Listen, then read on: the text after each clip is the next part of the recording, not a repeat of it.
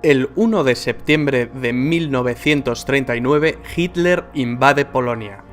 Esta es la acción bélica que realmente inicia la Segunda Guerra Mundial.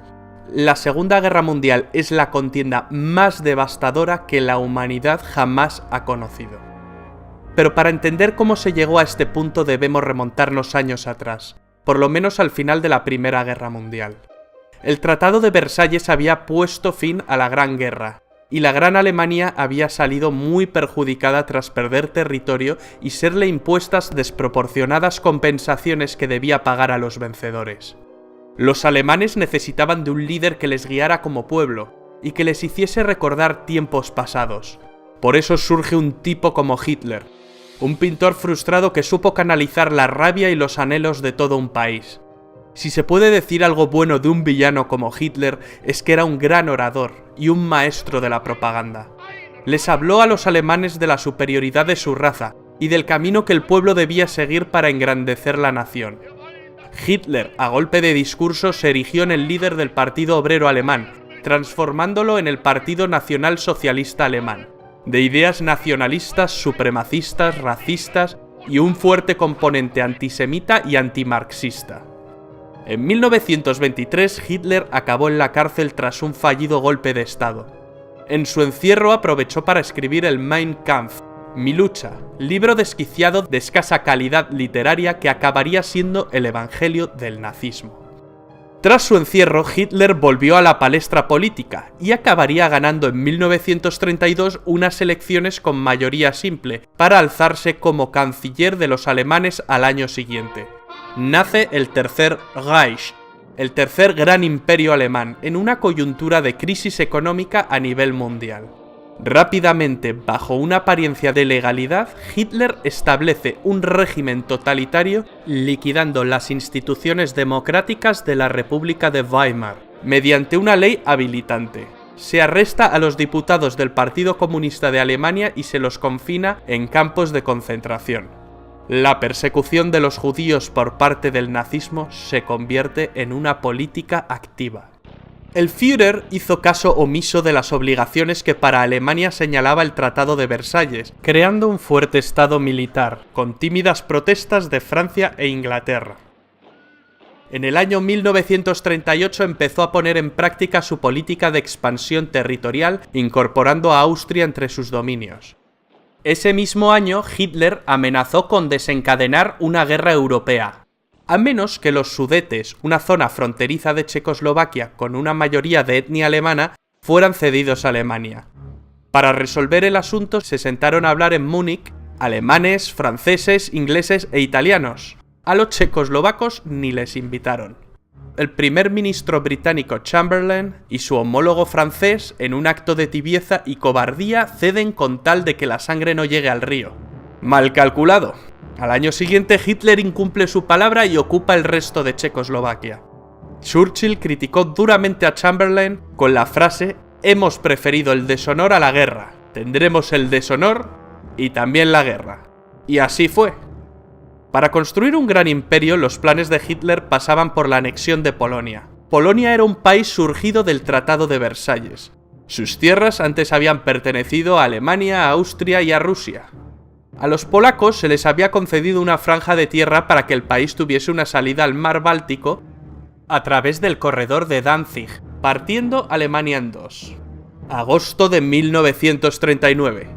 El comunista Stalin y el anticomunista Hitler, dos líderes totalitarios, sorprenden a medio mundo con el pacto Ribbentrop-Molotov, un tratado germano-soviético de no agresión. Dos enemigos irreconciliables firmaron no atacarse.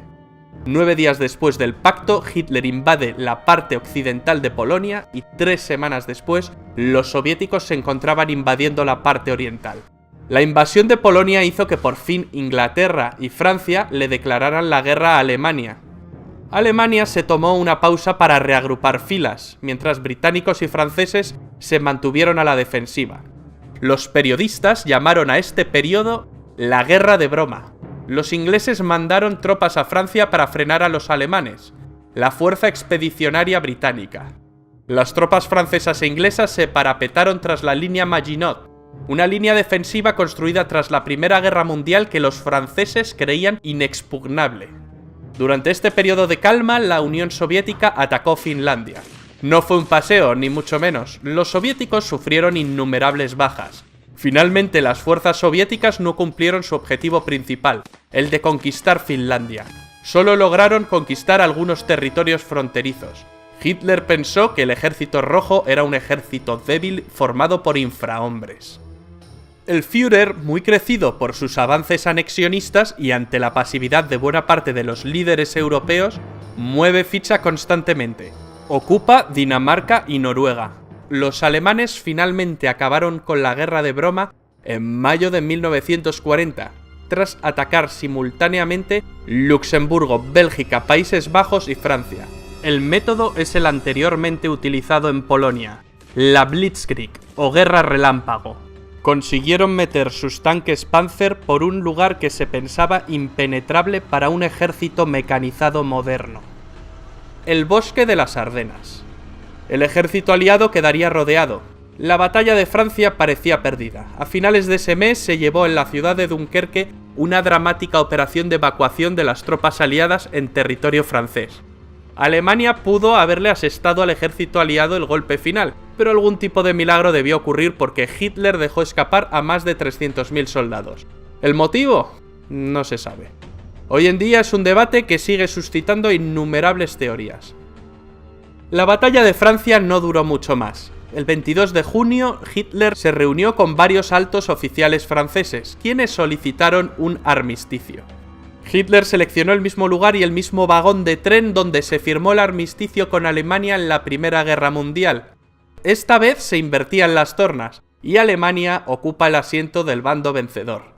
Así se puso fin a la guerra en Francia. Francia se dividió en dos, una porción ocupada que incluía París y otra no ocupada controlada por un gobierno colaboracionista con sede en Vichy, presidida por el mariscal Philippe Pétain. Se la conoció como la Francia de Vichy. Charles de Gaulle inmediatamente se declaró en contra del gobierno de Vichy y proclamó la Francia libre. Llamó a sí mismo a formar la resistencia francesa. Italia y Alemania, las dos potencias fascistas, estaban unidas desde 1936 en una agrupación que Mussolini denominó el eje Roma-Berlín. Mussolini, el líder del partido fascista italiano, viendo la facilidad con la que Hitler conquista países, siente que ha elegido el bando ganador. Se ha apropiado de Albania y se ha sumado a los alemanes declarándole la guerra a Francia e Inglaterra. Il Duce, emulando a Julio César, quiere ampliar más sus posesiones, ya que Italia, al igual que Alemania, había llegado tarde al reparto colonial.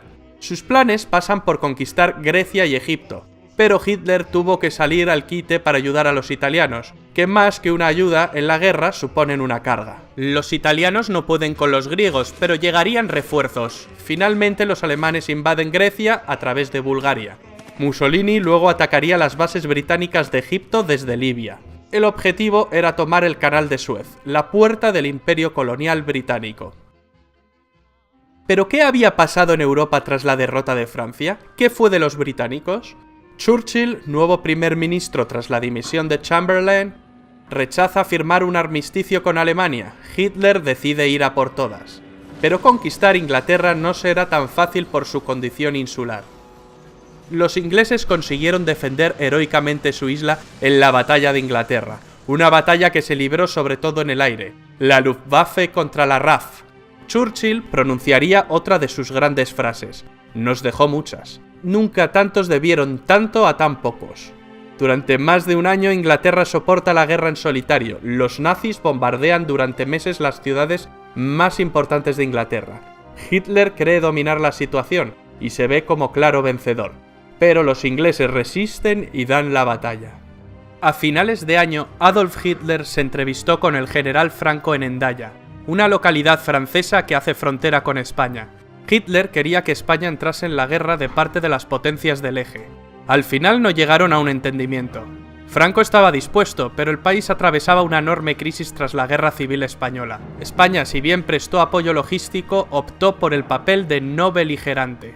Hitler había logrado que Hungría, Rumanía y Bulgaria se unieran a las fuerzas del eje. Solo faltaba Yugoslavia, Un cambio de gobierno en este país precipitó su invasión en abril del año 41. Hitler soñaba con un imperio alemán que abarcara desde el río Rin hasta el Volga. Es en este momento cuando Hitler decide ampliar fronteras y emprende la Operación Barbarroja, la invasión de la Unión Soviética. La gran motivación era el petróleo ruso. A Stalin, antiguo aliado de Hitler, le pilla un poco por sorpresa. No se esperaba que Hitler rompiese su alianza tan pronto. La invasión se había demorado con la invasión de Grecia y de Yugoslavia. Finalmente, en junio de 1941, los alemanes movilizan entre 3 y 4 millones de soldados. En un primer momento, los alemanes ganan campañas y terreno con facilidad. En un mes, Bielorrusia y las repúblicas bálticas previamente ocupadas por la URSS estaban en manos alemanas. Hitler calculó que pocos meses de campaña bastarían para tomar Moscú, pero el crudo invierno llegó, y los ejércitos de Hitler se quedaron a las puertas. Lo mismo le ocurrió a Napoleón en su día. El eje Roma-Berlín se había ampliado en 1939 con la unión de Japón. Japón era el país más avanzado de Oriente, y quiere librar a sus vecinos, es decir, a las colonias europeas orientales, del yugo de Occidente. Asia para los asiáticos, era una frase común entre los nipones. Ya en 1931 empezaron la invasión de China, que continuó en 1937. Cuando Alemania ocupó Francia, Japón tomó el control de la Indochina francesa. Sobrevino un bloqueo comercial y un embargo de petróleo por parte del gobierno de Estados Unidos presidido por Roosevelt. La única salida que le quedaba a Japón era retroceder o ir a la guerra. Los japoneses atacaron por sorpresa la base americana de Pearl Harbor, en Hawái, en diciembre de 1941. El gigante dormido despierta y Roosevelt pronuncia su famoso discurso de la infamia en el que declara el estado de guerra entre Estados Unidos y el Imperio japonés. Tras Pearl Harbor, los japoneses invaden Hong Kong y en cuestión de meses Singapur, Birmania, Tailandia, las Indias Orientales holandesas, Filipinas... Una especie de tsunami o guerra relámpago a la japonesa. La bandera del sol naciente ondea sobre el Pacífico. Y Hitler va y le declara la guerra a Estados Unidos. Con esto firma su sentencia de muerte definitiva. La derrota es solo cuestión de tiempo. Una batalla naval empieza a librarse en el Pacífico. En el Atlántico la batalla se venía librando desde el principio de la guerra. En este escenario, los U-Boot alemanes hunden una cantidad enorme de barcos aliados. La mayoría barcos de abastecimiento. Para evitar la sangría, el papel de la inteligencia aliada fue clave, concretamente con el desciframiento de la máquina Enigma usada por los nazis. Algunos expertos señalan que la guerra se acortó 2 años por este motivo. En el Pacífico, en 1942, los americanos consiguen vengarse de Pearl Harbor 6 meses después, concretamente en la batalla del Midway, un duro revés para los japoneses, donde pierden 4 portaaviones. Las tornas se habían empezado a invertir. En Europa, Churchill aprueba bombardeos masivos sobre la población civil alemana. Mientras, en el norte de África, las tropas alemanas de Rommel y las italianas ganan algunas campañas, pero son derrotadas en las batallas del Alamein, que marcan un cambio de rumbo. Los alemanes no consiguen llegar al Canal de Suez, y con ello el plan de Tenaza de ir a por las reservas de petróleo de Oriente Medio se desvanece. Los alemanes también planean conquistar los campos petrolíferos del Cáucaso. Es entonces cuando Hitler decide dividir sus fuerzas e ir a por Stalingrado, con el objeto de asestarle un golpe moral a Stalin, pues era la ciudad que llevaba su nombre. Mala jugada por parte del Führer. Aunque los alemanes conquistan buena parte del Cáucaso, sus tropas acaban retirándose, ya que su mirada estaba fija en Stalingrado. A principios de 1943, los alemanes se rinden tras la larga batalla de Stalingrado, la más sangrienta de la historia de la humanidad. La grave derrota de la Alemania nazi y sus aliados en esta ciudad significó un verdadero punto de inflexión, y fue decisiva en los resultados finales de la guerra. A partir de aquí, los alemanes ceden constantemente terreno a los rusos. En julio de ese año, los alemanes no consiguen frenar al ejército rojo en la batalla de Kursk, la mayor batalla de tanques de la historia. Ese mismo mes los aliados bombardean Roma, lo que provoca gran desmotivación en los italianos. Estaban convencidos de que los aliados nunca bombardearían la ciudad santa. Además saben que están perdiendo la guerra. Terminarían por renegar de sus antiguos aliados. Al poco tiempo deponen a Mussolini y lo arrestan. Duro revés para los alemanes, los italianos les han traicionado. El 4 de junio de 1944 los aliados llegaron a Roma y la liberaron. El 6 de junio un enorme contingente de tropas aliadas desembarcó en las playas de Normandía. Los alemanes, que ya retrocedían por el este, empiezan a retroceder por el oeste. El avance aliado es incontenible. No tardan en llegar a París.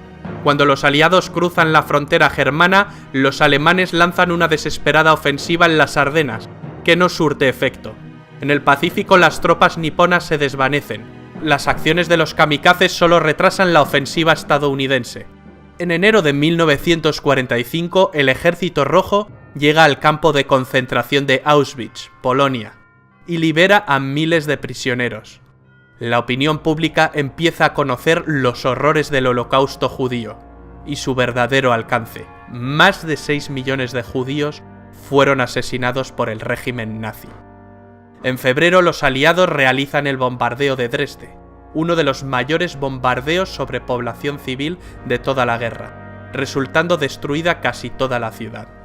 En abril los rusos llegaron a Berlín y ganan la última batalla europea. Ese mismo mes se suceden el fusilamiento de Mussolini y el suicidio de Hitler. Finalmente la Alemania nazi se rinde incondicionalmente ante los aliados. Termina la Segunda Guerra Mundial en Europa, pero la guerra continúa en algunas zonas de Asia y Japón. Hicieron falta 2 bombas atómicas sobre Hiroshima y Nagasaki en agosto para rendir al incansable ejército del emperador Hirohito.